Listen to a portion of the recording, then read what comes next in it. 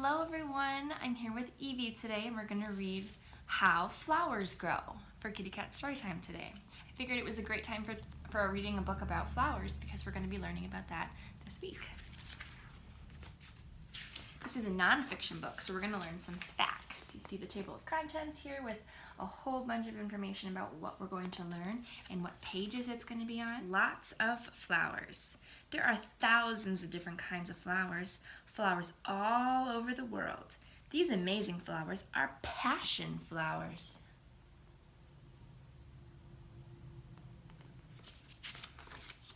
Seeds to seedlings. A seed has a hard shell with a young plant inside. Seeds grow in the soil when the sun and rain has made them warm and wet. These are sunflower seeds. Each sunflower seed can grow into a big sunflower. In the soil, the shell of the seed splits. A small root sprouts out of it. Then a shoot grows out of the seed. When a shoot breaks through the soil, it's called a seedling. The largest seed in the world is the coco de mer. It is bigger than a football. Did you know that a coconut is also a seed? That's a big seed too. Plant parts. Most plants are made up of flowers, leaves, roots, and stems. This is a wood sorrel plant. The stem keeps the plant upright.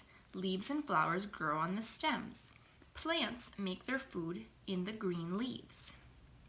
Some plants have leaves that are sharp and spiky. They grow well as animals prefer to eat smooth leaves. So the spiky ones don't get eaten by the animals.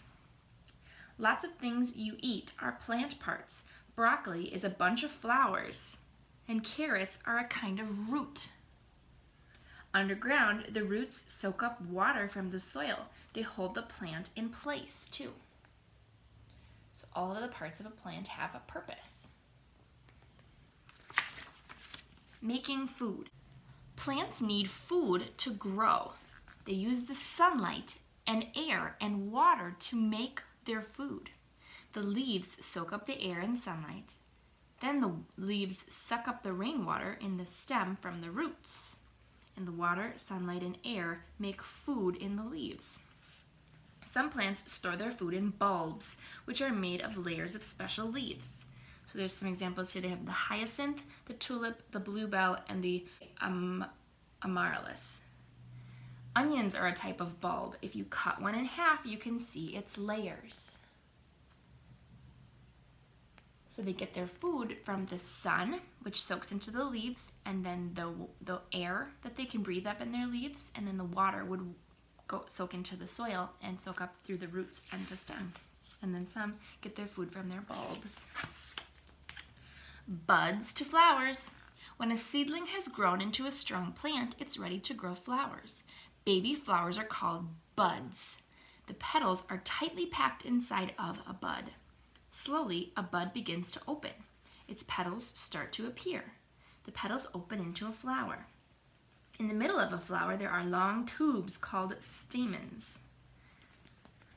That's what a stamen looks like. On the tips of the stamens, there is some powder called pollen. Plants use pollen to make seeds. Edelweiss flowers grow in cold places. They have a fluffy coat of hairs to keep them warm, like a furry plant. We had some Easter lilies over Easter time that we had at my mom's house, and they had the stamens sticking out. You could see them on the Easter lilies. Pollen and nectar. Inside of a flower, there's a sweet juice called nectar. As insects and birds drink nectar, they take the pollen from one flower to another. When a bee drinks the nectar, pollen sticks to its furry body. It flies to another flower of the same kind, and some of the pollen drops off. This flower now has some pollen from another flower, so it takes the pollen and spreads it to different flowers. Pollen can rub into a hummingbird's beak as it drinks the nectar. The pollen rubs off onto the next flower that the hummingbird visits.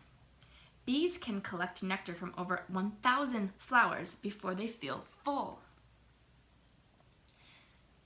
So they can spread the pollen to different flowers, and that helps make more flowers. Making seeds is what we're going to learn right here. Plants start to grow seeds as soon as they have pollen from another plant. When pollen lands on a poppy, a pod grows in the middle. Seeds grow inside the pod and the flower begins to die. The petals fall off, leaving a pod full of seeds. Alliums are made up of lots of tiny flowers. Each tiny flower becomes a tiny seed pod.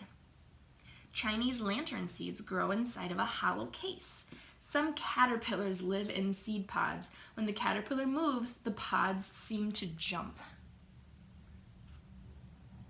So as the flower dies, if it's been pollinated, more seeds are going to come from that flower and making like a plant life cycle. Spreading seeds. Seeds need lots of space to grow, so they have to be scattered far apart. Burdock seeds have sharp, spiky hooks. They get caught on animals' fur as it brushes past. When the animal scratches, the seeds fall off. If you've ever been walking in the woods, you might get burrs on your socks or on your pants. Those are seeds that can get caught on things and help them spread to farther places. Cranesbill plants have seed pods on their thin stems. The stems curl up and shoot the seeds out of their pods. This is a seed pod. And then dandelion seeds float in the wind like little parachutes. We've seen dandelions. They usually start out as yellow, and then the seed pods are fluffy towards the end of a dandelion's life, and those are the seeds, and they fly into the sky and help make more dandelion plants. When ants carry seeds into their nests to eat, some of the seeds begin to grow.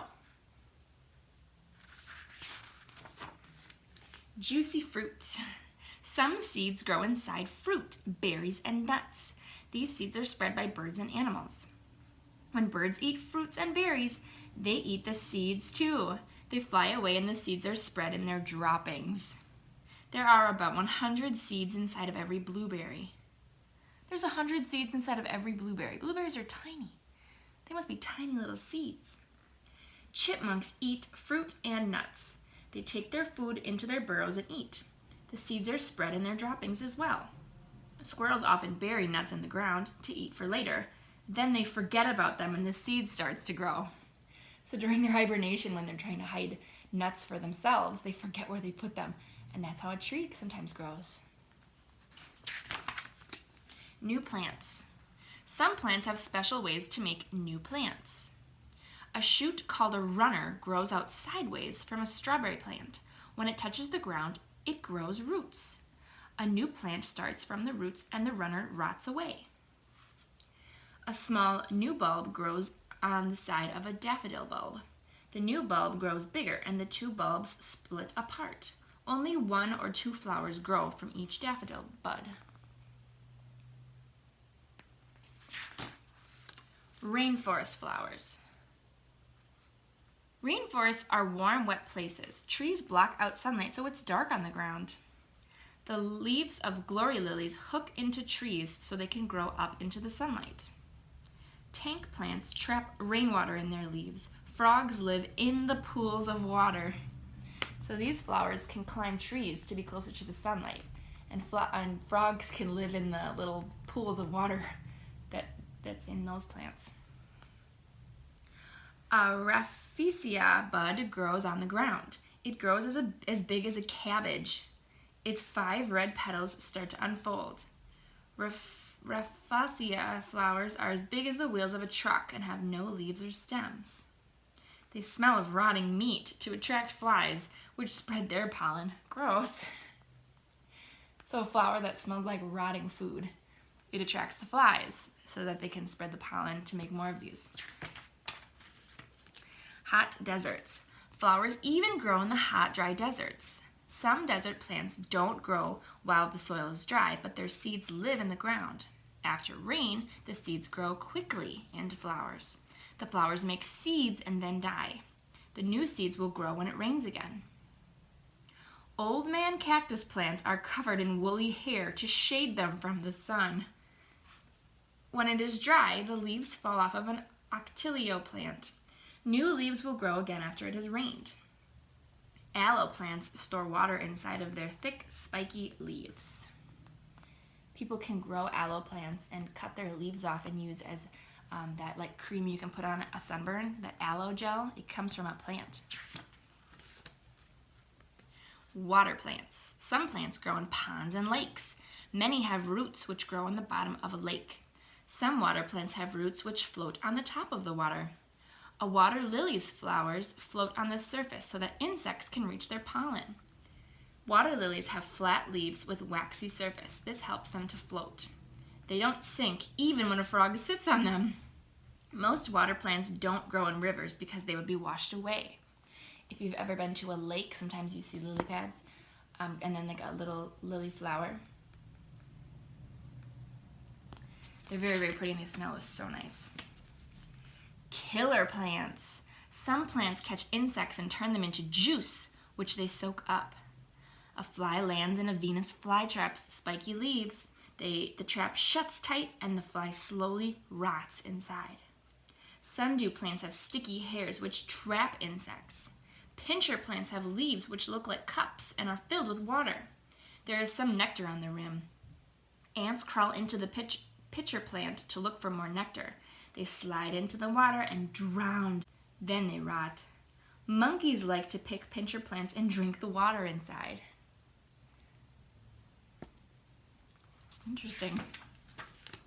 Then there's the glossary of all the words that we learned that were new. So that was an interesting book to read to learn more about plants. I hope you learned something new from this book, and I hope you can take that information and use it on our lessons for this week when we learn more about plants. I hope you enjoyed Kitty Cat Storytime with Eevee and me. We'll see you guys in the next video. Bye!